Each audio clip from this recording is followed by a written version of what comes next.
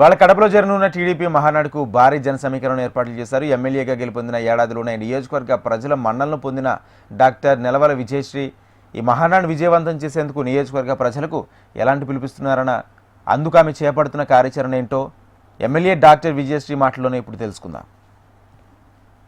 సార్వభౌమ శ్రీ నందమూరి తారక రామారావు గారి జన్మదిన వేడుకగా 27, 28, 29 తేదీల్లో కడప జిల్లాలో మనం మహానాడు జరుపుకుంటున్నాం. మనం అధికారంలోకి వచ్చిన తర్వాత మొట్టమొదటిసారిగా మహానాడు కార్యక్రమం జరగబోతుంది.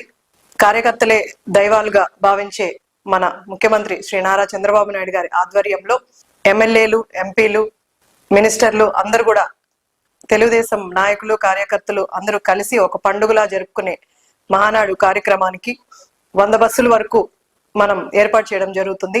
కాబట్టి సూలూరుపేట నియోజకవర్గ ప్రజలందరూ కూడా ఇది అధికారంలోకి వచ్చిన తర్వాత మొట్టమొదటి మహానాడు కాబట్టి అందరూ తరలి వచ్చి ఈ మహానాడిని విజయవంతం చేయవలసిందిగా